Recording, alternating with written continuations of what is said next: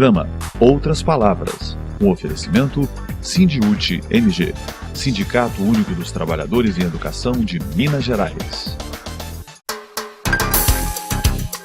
Educação em Debate. Continuamos a conversa com a professora Flávia Xavier. Ela é da Faculdade de Educação da UFMG e do Núcleo de Pesquisas em Desigualdades Escolares. Conversamos sobre o IDEB, Índice de Desenvolvimento da Educação Básica. Flávia, por que o IDEB não pode ser o único indicador de qualidade na educação? Isso é muito importante, porque o que tem acontecido é que o IDEB tem sido aquela medida que tem descrito a qualidade da educação básica das escolas brasileiras.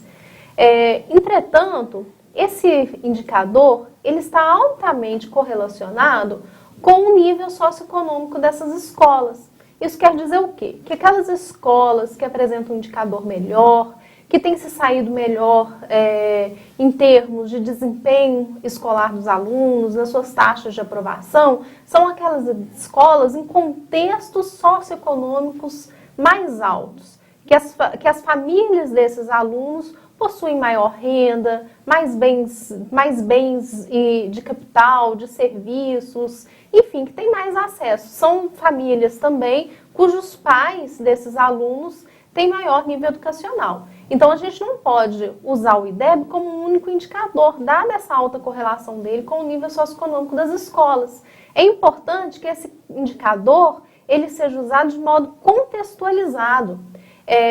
Ao apresentar para a escola o IDEB, é importante que se apresente também o contexto que essa escola se inscreve, porque isso vai permitir com que os professores, que o diretor daquela escola, que a comunidade entenda o contexto no qual ela se inscreve e às vezes são contextos inclusive adversos às melhorias que têm que ser pensadas. Isso não quer dizer que os alunos tenham que aprender de modo diferente, né? Que um aluno de um contexto mais favorecido vai saber mais, o aluno de um contexto menos favorecido menos. Não quer dizer isso. Mas a gente tem que entender que existem contextos que são mais adversos. E, portanto, uma escola em um contexto mais adverso que consegue uma melhoria, mesmo que pequena, mas aquilo pode significar muito para aquele contexto. Então, não dá para a gente fazer comparações sem que haja essa contextualização. Outros indicadores, além do nível socioeconômico das escolas, são importantes. Por exemplo, a infraestrutura das escolas. A gente tem percebido hoje, já tem pesquisas com esses indicadores calculados, que nós temos escolas muito desiguais em termos de infraestrutura.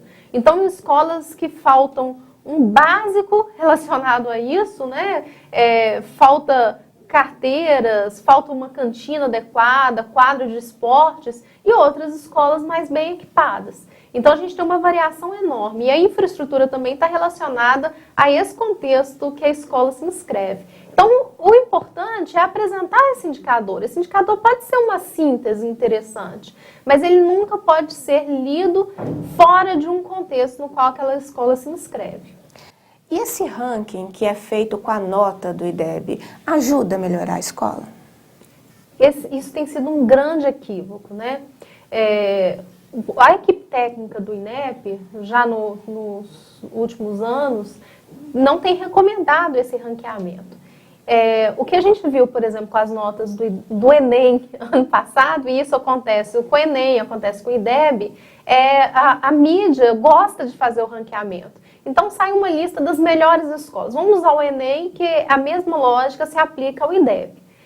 Então, sai a lista das melhores escolas por cidade, em São Paulo, em Belo Horizonte, né? E são sempre as mesmas escolas. São as escolas mais tradicionais, são as escolas que recebem um público, alunos de nível socioeconômico mais alto. Não é à toa, tá certo? Então, a gente sabe que existe essa correlação entre nota, entre desempenho dos alunos e o nível socioeconômico. Essa discussão tem sido feita há muitos anos, não só no Brasil.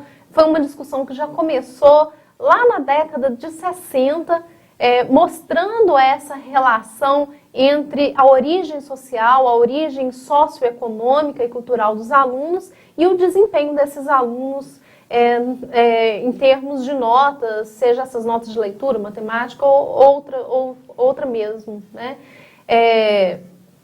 E o que acontece é que quando a gente faz um ranqueamento, a gente simplesmente desconsidera esse contexto, tá certo? Então, se essa nota ela é altamente correlacionada a esse contexto, a origem dos alunos, quando a gente faz um ranqueamento, seria a mesma coisa de dizer que esse ranqueamento é um ranqueamento por origem socioeconômica, por nível socioeconômico. Então, não se pode fazer isso. Na verdade, a educação também não é uma corrida de cavalo, né? Que a gente possa colocar. Porque numa corrida, para um chegar em primeiro lugar, o outro tem que chegar em segundo e tem que ter um último colocado, né? E tem premiação. E a gente não pode transportar essa mesma lógica para a educação, porque o que a gente quer é que todo mundo chegue em primeiro lugar, né? Que todo mundo seja um ganhador. Então, essa ideia de hierarquização, de ranqueamento, ela é simplesmente um equívoco, né? Inclusive, colocar a nota do IDEB na porta das escolas. Isso também é outro equívoco, porque implicitamente o que está por trás disso é essa noção de ranqueamento. Secretaria de Estado da Educação anuncia a nota do IDEB como uma das melhores do país. É essa mesma a nossa realidade? As notas do IDEB em Minas Gerais, ela tem crescido tanto em 2009 quanto em 2011, que foi o último, são as últimas medidas que a gente tem. Mas saiu outra agora relacionada aos dados de 2013. Essas notas têm crescido. Entretanto, a gente tem que observar dois pontos importantes. O resultado para Minas Gerais é um resultado para todas as escolas de Minas, da rede estadual e da rede municipal. E o segmento que mais tem apresentado uma melhoria, isso não só para Minas Gerais, para o Brasil como um todo, é o primeiro segmento. São os alunos do primeiro ao quinto ano do ensino fundamental. Então, são as notas desses alunos, o IDEB dessas escolas de quinto ano que tem melhorado de modo mais significativo. Isso é resultado de uma política intensa que tem sido implementada no país nos últimos anos de investimento nesse primeiro segmento da educação básica. Bom, dado isso, então a gente observa que é uma melhoria substancial mais no primeiro segmento. O segundo segmento, que se relaciona ao nono ano, que corresponde ao nono ano, ele tem uma melhoria relativamente pior do que a do quinto ano, e o ensino médio é de uma estabilidade e, inclusive, que não se atinge as metas que são previstas, né? Isso, em geral, acontece em todo o Brasil. Minas Gerais, para o primeiro segmento, tem apresentado uma melhoria significativa. Agora, a gente tem que observar uma outra questão. O ponto de partida do Estado já era um ponto de partida alto, tá certo? Então, se a gente for pensar em termos relativos, não é o Estado que melhorou mais. A gente tem outros exemplos. Por exemplo, Ceará tem apresentado, né, como ele começou, um ponto de partida do Ceará era baixo, ele foi apresentando melhorias mais significativas, né? Mais uma vez, não dá para fazer essa lógica do ranqueamento. Quando se fala que Minas Gerais está saindo melhor, está colocando isso em termos absolutos, hierarquizando essas notas, sem perceber o esforço de cada um desses estados em atingir as suas metas. Para finalizarmos, Flávia, o que nós percebemos que o que era para ser um instrumento de diagnóstico tem se transformado aí num elemento para responsabilizar o professor, para responsabilizar a escola pelos resultados. É esse o caminho para uma educação pública de qualidade?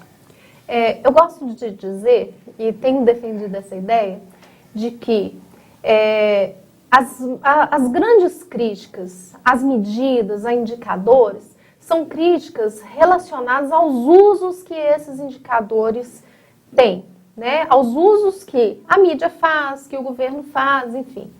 É importante que a gente tenha um registro, que a gente tenha informações, porque sem essas informações a gente não poderia falar de desigualdades escolares, a gente não poderia falar de exclusão escolar, a gente não conseguiria fazer um diagnóstico, afinal de contas, das nossas condições do nosso sistema escolar. A sociedade ela tem pedido transparência. Quando a gente tem a Secretaria de Saúde, por exemplo, lança uma informação a respeito de quantas pessoas se vacinaram contra a gripe, a gente está tendo um indicador, né? Não foi atingida a meta, a gente precisa, né, cumprir metas, enfim. A medida, ela é interessante, ela é essencial. Agora, o problema é o uso que se faz dessas medidas. Você pôde conhecer um pouco sobre o IDEB, que é o Índice de Desenvolvimento da Educação Básica, e pôde comparar o que de fato é o objetivo desse indicador com o uso político que a Secretaria de Estado da Educação faz. Nós pudemos perceber na conversa com a professora Flávia que a imposição de aprovação influencia no indicador, que o indicador é uma média, não é o resultado de todos os alunos. E é um perigo nós utilizarmos média como se fosse o único indicador de qualidade na educação. Agradeço a oportunidade, acho que a população teve aí uma chance de conhecer um pouco mais desse indicador que aparece de forma tão bonita nas peças publicitárias do governo. Obrigada pela sua presença. Muito obrigada.